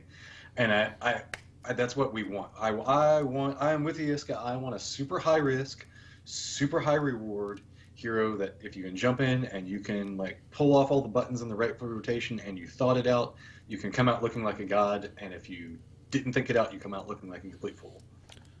Yep. How do you feel about, if you know who Invoker is, an Invoker style character, where Ooh. they have more abilities than the usual roster? They do a little bit less, so they're not like too impactful. He doesn't have, you know, like he has 10 abilities total, where most characters have around 4 to 6. But like that style where he's just like a Swiss Army knife, where not everything does, like one thing isn't as powerful as one other character's thing, but if you use them in the correct succession, you will literally just like whoop ass. I mean, in a sense, this formula, we kind of, I mean, not anywhere near to this extent, but Anna is sort of like this, right? She can damage, she can heal with the same ability, she can damage and heal with the grenade, right? You have all these, at least these options. Obviously, it's not entirely different mechanics, but she technically, if you know, think of it on an idea basis, has more abilities than most other characters. I mean, she's kind of ish, I guess, like Nidalee, Jace, like the characters that can, you know, they have the same abilities almost between two different forms. Yep. Well, see, what I like about Anna specifically is the player choice requirement. I think we need more heroes that follow in that vein, where you have to choose between healing or you have to choose between doing damage. And once you have to consciously make that choice. Do I heal that freaking Pharah that's jumped into their team and is trying to get this ult off, and I know no matter if I shoot her, she's going to die? Or do I let her ult go off and then try to hit a shot on their Zenyatta, which I hope that the Pharah's going to do, and maybe get a kill on the You know, I love those moments whenever you're watching a professional Ana player, like, look and go, which one of these is the best way for my team to progress? And I think that we need more character choice inside of that, and that's where I hope a high skill cap character will come into play. Is it a marriage outside your house? It's not. What's going on? It's not at my house. Okay. No, we just heard a bunch of like honks and someone was getting a traffic violation. Anyways, I don't have anything. Are you going about on to jump here. under your desk again? that was not. No, we don't have any gunshots today. Not that I can tell anyway. Looking around, everything seems good. Trust me, every time they go off now, I'm kind of like, you're skittish. For everybody that hasn't watched like any of the videos, if those of you just to loop you in on the joke, yeah, my house was a victim of a drive-by shooting. Ah! Okay, continue on with podcast. Obviously, because you are the drug lord, it's sort of like, you know, the what's his name in Breaking Bad? The guy has like a second identity. He's like super nice on the surface. That's my. Yeah, no, I just need to get the hat. Heisenberg. Just be like Heisenberg. Yeah, but okay, let's get to this list here. Okay, so show me who the best is in the same sense that that the Overwatch League will still. Did we I'm sorry, I'm reading chat. Did we discuss Doomfist? No, and no Invoker. Invoker's my favorite character, so please come on, man. What's with the 10 abilities nonsense? Yeah, I guess because those get used most potently. He still has EMP. He says Alacrity. He still has Sunstrike. Sunstrike is a huge one. He still has the Wraiths that he summons. And for anyone confused on YouTube, I'm reading out of Twitch chat. But Invoker's my favorite character, so, you know, come on, look, he's actually right. He's right there. Nice. I'll back up the fact that we talked about Doomfist. Terry Crews, voice acting a character, make him super badass. Yeah, we hit on that. I want it. As long as he's super hard to play, do whatever you want. I don't care, man. Make him, I don't know, Britney Spears for all I care. But can you imagine the glory that would be a high risk, high reward character that speaks every single time you kill somebody with Terry Crews super hype energy? This would be like every time you kill somebody, be like, "That's right, sucker!" and just like yell at the top of your door or something like that. Oh my god, I'd be so happy. I mean, knowing Blizzard is very, I won't say racist. They love stereotypes a lot. So if Doomfist happens to be a black guy, he could possibly be extremely stereotypical. I mean, he's breaking walls too, right? Like Old Spice style. Yeah, I know. Right. I mean, at some point they have to make it like if they're going to put Somber in with the what is the Sky Song reference, they have to reference several of Terry Cruz's other things if they put him in. Yeah. That's just got to be. Things that's happening. Yeah. All right. Off topic. Back onto your list. Okay, so the OW leagues should still allow for frequent international events. So you have either make it only a limited time, and you have like the off season for like I don't know 8 months, or you have I don't know 2 half seasons, and there's a 1 month break in between or something. Just make it possible to still have international events, also between all the OW League versions, right? So the European League, the Korean League, and everything.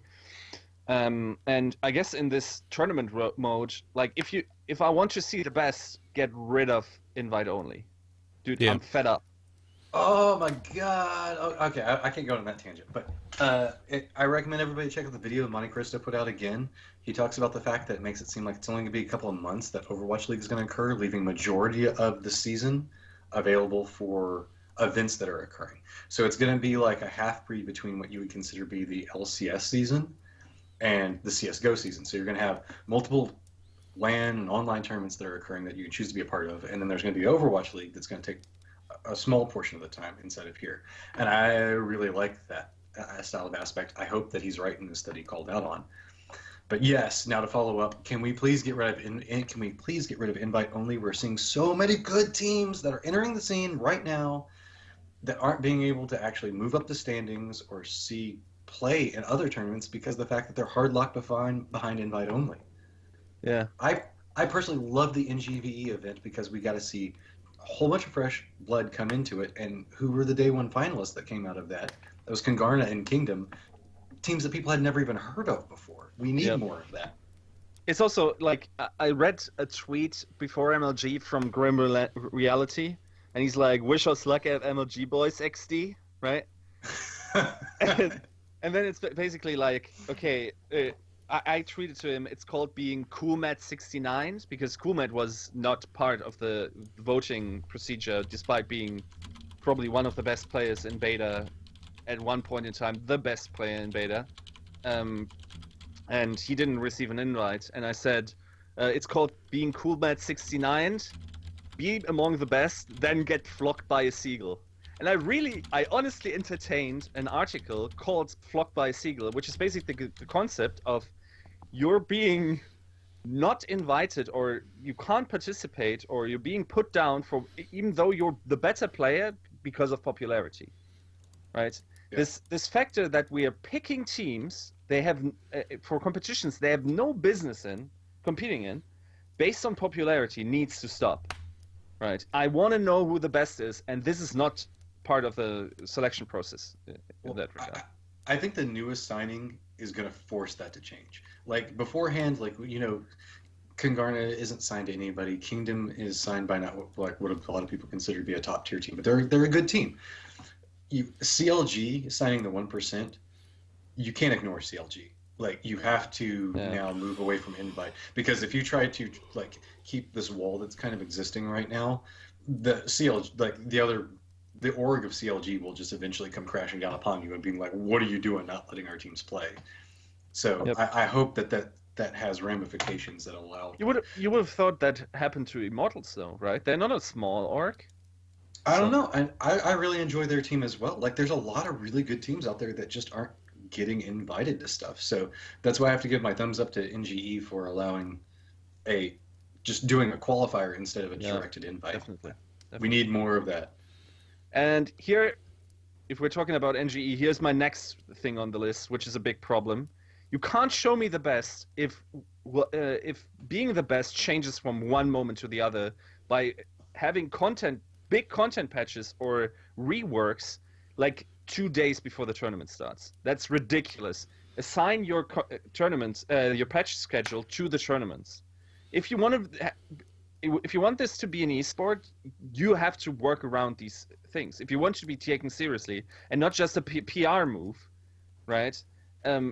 You need to how would it really hurt the game so much to release, I don't know, the week after, a triple tournament weekend with IEM, the Chinese tournament, and MLG? Would have that really hurt your sales or whatever? Would you rather see them have like a, all right, patch week, so no tournaments happen this week, period. Like everyone knows that, February, the third week in February, this is going to be a patch week. No tournaments. Please assign your players to, other things, practice week, boot camp week, whatever. Would you rather see that, or would you rather see tournaments being able to play on previous patches? I'm going to jump in on this one. I have specifically casted an event that was going to start at 7 p.m. Central Time before. And 10 minutes before the tournament started, Season 2 went live. Oh, because God. it happened, if you guys remember, it happened in like the middle of the day on a random day. Yeah. So we had this tournament that was going on, and suddenly like everybody stopped watching, everybody dropped off, everybody was going to go do their placements. We went like the first 10 minutes, we had like a really good turnout that was watching, and all of a sudden it just bottomed out. And nobody knew. It was just kind of like, oh yeah, by the way, here's Season 2 launch. Go have fun. Go do your placements. There's no way people can sustain in an environment like that. One, we have to kind of have a more regular like patch cycle, which we've started getting. But I'm going to kind of go against you on this one, Yiska. I kind of think it's a little bit of the pro player's responsibility to know what's on the PTR. And whenever a tournament's going live and you know you're going to be competing on the tournament, you should be scrimming on the PTR. And I'm a big believer in that. Like, it's not like there's a wall behind the PTR other than just waiting through the line to get in. And so, I think that we shouldn't stop tournaments like what you were talking about a second ago, for events. But people should be there. There needs to be some logic to it. I'll agree with. There needs to be some form and fashion how that they roll out.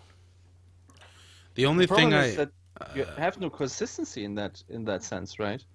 For instance, think of what happened with Rogue and the Envy lineup. That series was like everyone was hyping Mickey. I was sitting here like super upset, man. Like that was one of the most dissatisfying series in esports I've ever seen, because it was so obvious that Rogue couldn't perform on the level that was normal for them, because they didn't have the time it took. And now you're destroying narratives because of that and keeping them artificially short. What happens if, I don't know, 2 projectile heroes now get meta? Envy is like top 7 then? Top 8 maybe? Like Harry who can't play a projectile. Taimu hardly can, Well, that's patch cycle though. And that, that's, we're talking League of Legends Dota backing.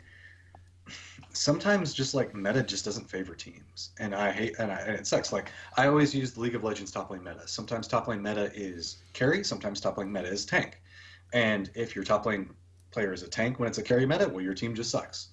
And if it's top lane carry and your player is tank, is that the one I just said? Inverse. Anyway, sometimes teams hinge on what's meta at the time, and I don't like it. But once you start getting to what's the heroes and hero metas, that's just going to be a thing that happens, because sooner or later projectile heroes are going to come back. Like Pharah is going to come back strong. Sooner or later it's going to happen. Yeah. And then by God, Tailspin's going to come in like the Jesus for esports, and everybody's going to be like, oh my God, Tailspin, where have you been? And he's going to be like, I've been playing Pharah 24/7, let's go. And whatever team he's on is going to be amazing. But at the same time, right now, Pharah isn't super strong, and we don't see a lot of Tailspin. It's just kind of, I have no issue with that. Happens. Unless it really happens within a tournament, because what this does is make series, like if you have like the top 2 teams in a tournament, and then next weekend it's the final, and they play like absolute scrubs on the new team, or you have these ridiculous blowout finals, for instance with Africa Phoenix Blue against Envy, it's like, okay, well, that kind of sucks now. I fully understand. You're talking about rolling out a patch in the middle of a Blizzard sponsored. That's true, yeah, definitely, yeah. Like if you do the qualifiers on one patch, and then you do the actual game on another patch, that's broken. That's ridiculous. That is really dumb, and I wholly agree with you on that. Now, we had actually seen that happen a couple times in Overwatch. That maybe a way, like I think that you were talking about a second ago, having the ability to play on a previous patch for a tournament or in a tournament realm, that might be a good solution. And I wholly agree, Yiska. I think that that's something that should happen specifically to provide consistency. Because the last thing you want is for somebody to qualify in a DPS meta where it's like Soldier, McCree, and I don't know, let's say Tracer, and then all of a sudden the tank meta rolls around and all the teams that were really good with tanks have all been eliminated, and now we get to watch a whole bunch of hit scan players play tanks, and it's the most boring tournament in existence. Mm-hmm. Yeah. Okay. Next point is, okay, it's sort of like the tournaments being able to be outside the OWL, but the problem I see is with now it looks like what Blizzard has said, the BlizzCon is locked in for the World Cup. Do we have World Championships at all in Overwatch, or are we just everyone's going to mingle in their scene, and we Europeans, or I guess to a greater extent North Americans, are going to celebrate their mediocrity? Hey now. Them's fighting words. Hold on. You turn on your cam when you say those things over here. All right, man. You don't get to go hide off in Europe and all of a sudden start talking trash about America. No, but I mean, it's hard to talk trash about America when 90% of the good teams are actually European players. So there's that. Hey. I'm not going to argue with it because it's partially true. Doesn't matter. Korea's gonna kill us all, so it's okay. Yeah, we can have our little slap fight over. I'm better than you. Meanwhile, Korea is just back behind us, like with nuclear bombs. Like, I'm coming for you. Yep. And what I'm saying is, can we please then also receive the nuclear bombs? Can we actually be bombed into the Stone Age by their skill? And can we please have these skill measurements? Can we have majors like they do at CS:GO? We haven't heard anything about realm-specific or server-specific transfers allowed or not allowed by region so far. Like, how League has the requirement of 3 of your players have to be from North America or whatever. We haven't heard any of that. And I don't believe the fact that if we end up having, let's say, I don't know, Mark Cuban come in and buy a team, I don't believe that Blizzard's going to go, well, hey, you have to play with 3 Americans, and only the other 3 of your players can be imports. He's going to be like, no, I got $1 bazillion. I want to have the best Overwatch team. Give me all the Koreans, that one European, and yeah, sure, that one North American for PR. I could see that happening. Yeah. And I don't think that they're going to fight against it. And I'm hoping, by God, that Blizzard firmly embraces the world's environment, because that's the creme de la creme. That's what every single person wants in esports. They want the regions to have their own little spits and spats. They want them to create their own metas, and then they want all of it to converge in a world's event where everybody's mad talking trash like we were 2 seconds ago about EU versus NA and Korea and all this other stuff, and then let it all explode on Twitch or YouTube, wherever they decide to put it. Surely they have to have enough knowledge to understand that we want a world's event and not the World Cup. Yeah, and I'm not even I would be fine if they would split, For instance, you could have 4 majors a year, and that would also be your major content cycles or patches, right? Where the game entirely changes based on that. That if you have these, small little seasons and then have a major for every, I don't care. For instance, okay, it's hard to say, but for instance, with Symmetra, it's questionable if she will turn the meta on its head. So maybe that's the type of change where it's still small enough to not be considered like a huge change, right?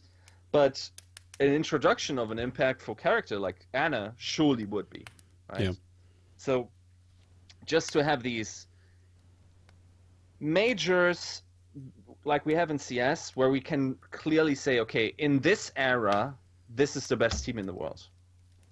Right, and we don't have this at all, man. We're still having invite-only tournaments. We're having separated brackets where the NA team and the top EU team meet in the finals. We have all this we have the 20th team from North America being invited to the top Korean tournament. It's ridiculous, man. Like, show me who the best is. I just want to know who the best Overwatch team is, and don't change the rules every 5 minutes because that's not satisfying either. I don't know. The only thing I'd say is continue preach. Go, Yiska. I'm appreciating everything that you're saying because it's very true. Like, it seems that the further we're getting into Overwatch, we need to have the allowance for more controlled diversity. I know it's a weird way of saying it, but we need to let more teams in, and we need to allow more qualifiers. But at the same time, the patch cycle, it's a new game. Like, Overwatch has really only been out 7 months, guys. There's going to be a lot of changes that are happening, and they're going to be happening fast. Give us in a tournament environment where those changes don't impact from qualifiers to semifinals to finals to where we're playing an entirely different game 3 different iterations through. That, and then at the very least have your rule set stable, right? To have like a huge patch in front of the tournament with predetermined maps. Like, are you not interested in showing us the best teams? Because that's the worst part. I read an article where someone said, okay, predetermined maps increase the chance for upsets. I agree, and that's positive. Fuck off, dude. Like, both middle fingers in the air right now, right? Like, I don't care for upsets. I want to have Envy dominate every single tournament for 5 years, man. If they play the best Overwatch, they deserve it. I don't want to see these upset bullshits. I am so sad we don't have a picture of you right now because I'm just imagining you like throwing things against the wall like, fucking this, and flipping off the ceiling, and you're just like, give me the best. Pretty much, yeah. Yeah, and okay, so let's calm down and Move closer to the mic. Yeah, my last point is and I think this is also slowly, creeping up on us. Mm-hmm. I don't know if you saw this PEA letter announcement that we had in CSGO that, with schools that was crafted, which was basically like, okay, a player organization that was kind of, I don't know, it's like a structure where they wanted to also have an exclusive league, and they forced the players into this exclusive league. And basically, okay, what it boils down to is the what's it called? Basically to maximize profit in esports and throw all values out of the window, right? So basically, my point would be to keep the soul of esports in that sense. Okay, what does that entail? I'm not against huge sports organizations joining the scene per se, right? I'm just against them dictating what our esports community should look like. Yeah. I don't want like over commercialized bullshit happening. I don't want to have like Americanized 30% of my sports broadcast is Kool-Aid advertisement. It's right? Beer advertisements with women in bikinis. Thank you very much. Yeah. Well, same thing. I mean, is there really a difference between American beer and Kool-Aid? Wow, man. Harsh. You want to fight me so hard right now. Oh, Yiska. 1v1 me, bro. 1v1 me. You'll probably win. I spent too much time watching Overwatch. No, but just the general sense, not just sell out. I also don't want to see over professionalization of players. Yeah. Still want to have this personal connection we have over sports, where whenever I'm just here so I don't get fined. Saying nothing that is remotely controversial. And I mean, there's obviously boundaries. For instance, what Taimu did a while ago with the announcer, okay, that's a no-go. But there's a middle ground to be found here, and I think that's a big appeal towards esports. And when all this came out, the Overwatch League and how many big players would be in there, I messaged. It should have been around a dozen, either influential personalities within esports and the Overwatch scene, and said to them, like, am I being ridiculous, or are we, potentially selling out a majority of our agency towards these old men that don't really understand the industry that much, and really try to make it, a profitable business, which is fine. But are we losing ourselves? Am I going to have to find a new pastime because now it's essentially sports again. But where do you draw the line between the Two Good Studios and LCS? Well, I don't even think LCS would be a problem, because I think at the core, in some sort of, okay, it's maybe a little bit too much on the PC side, Yeah. and the scripted, jokes, and it's not really, dude. If it was for me, I would get Too Good. It's the prime shoutcaster into Overwatch right now, right? Yet Too Good had like this one event at Takeover where he casted, where he was like instantly the best caster in the scene. For this Well, he's one hilarious, match. but it's not going to get the cash cows into our scene, because you can hold on to Get away this. from my... But you can hold on to this, like, yeah, we want to be like nitty gritty, like do what we want. We want to be the people who tell you what to do. But that's fine. You can do it in your basements, but you're never going to be in a stadium. You have to find a middle ground.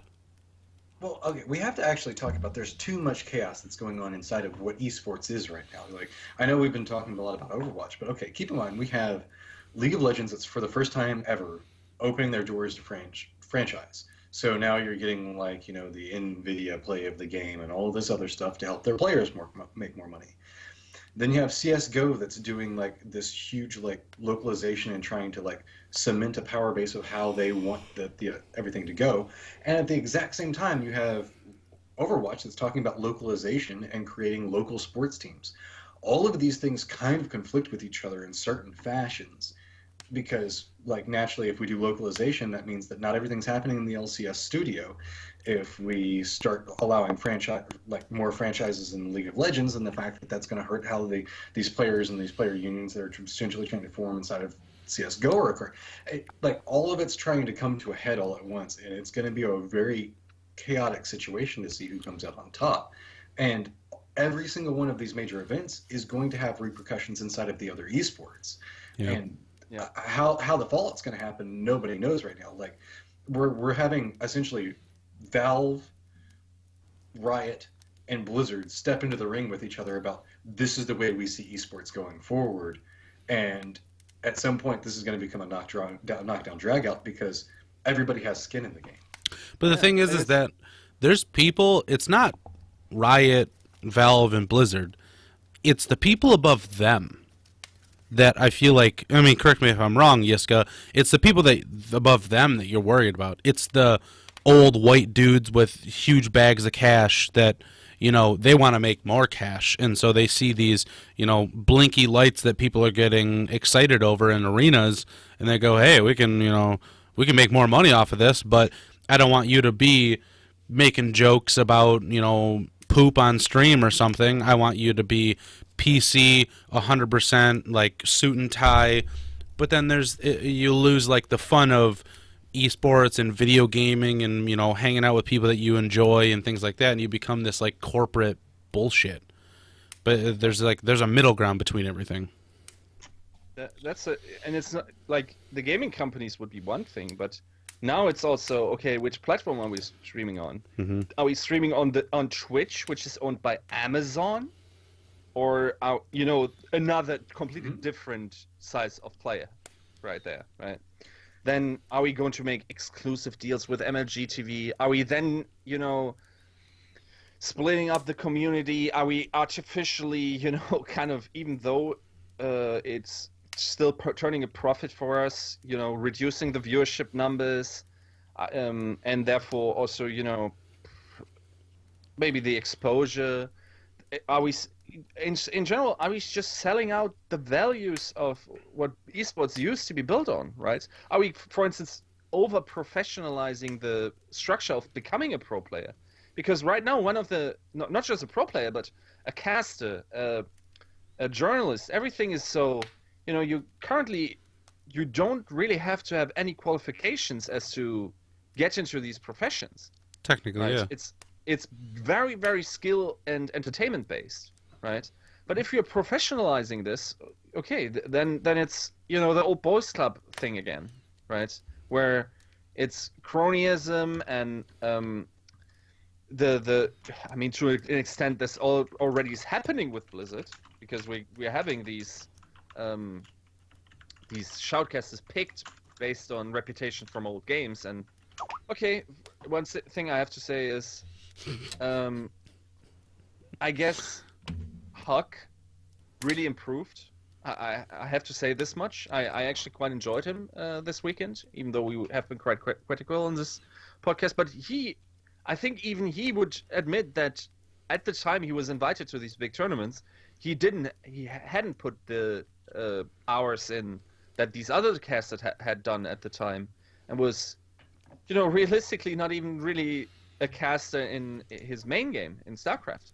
Yeah. So, that this is the kind of stuff I really don't like. Make it skill based and not actually, this. That's such a beauty about esports, that it's not about what a paper of a college says what you can actually do, but it's the actual skill. How good are you at your thing? And then the system kind of, figures it out and invites you based on that. And that, in a sense, it still works because we got ZP now at the tournaments. We got Flame now at the tournaments. If this keeps happening, well, nice, right? Mm-hmm.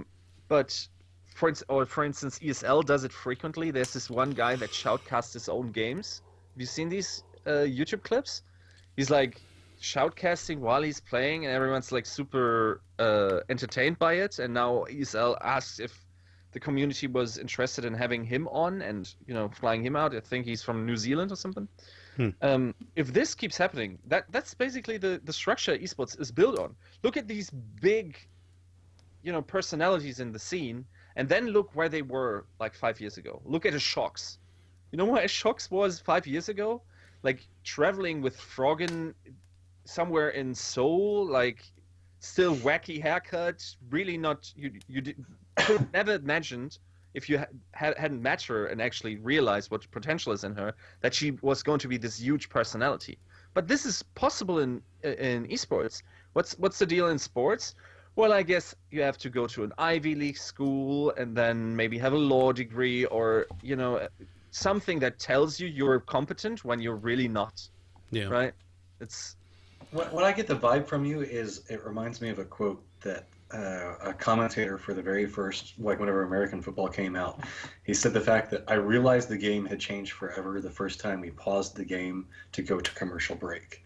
And it seems like that's kind of the vibe that you're trying to embody. Like, at what point does the game get sacrificed for commercialization?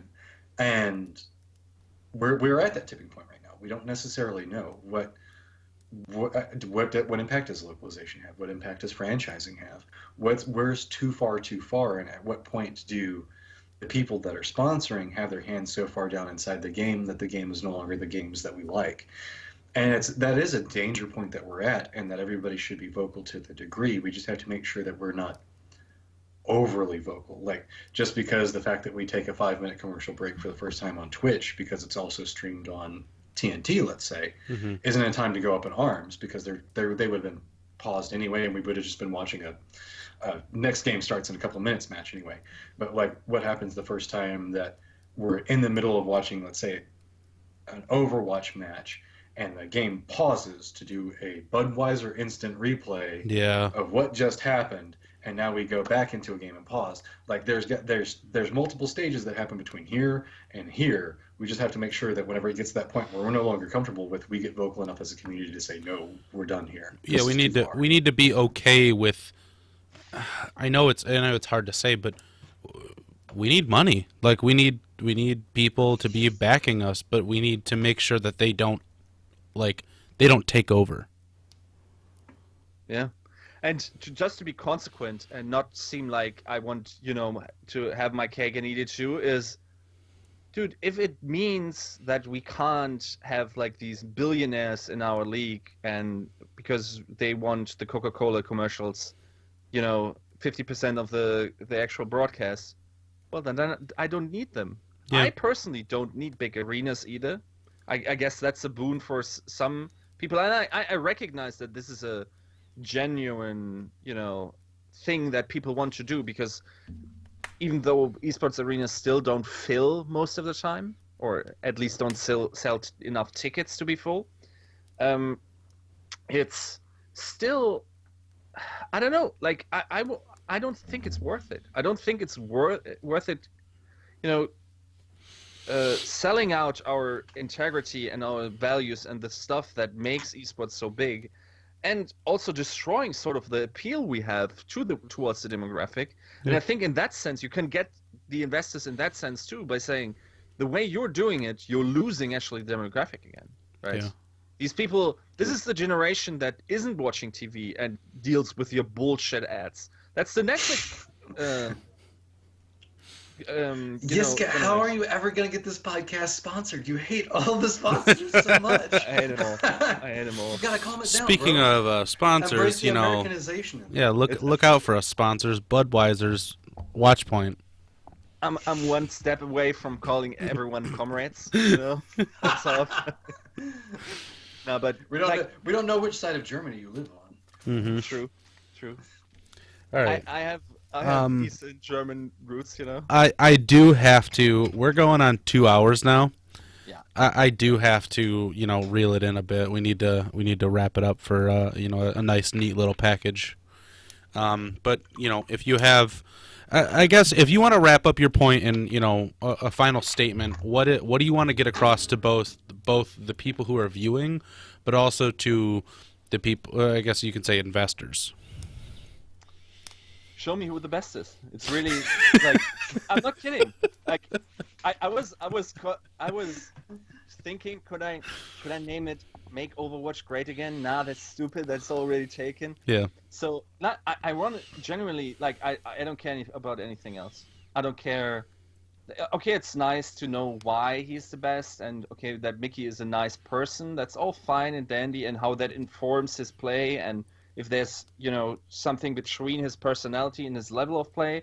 And one of the most interesting things is, for instance, someone like Too Easy, who is so passionate and, you know, sometimes tilting, and at the same time is like super calculated in his play, like this paradox.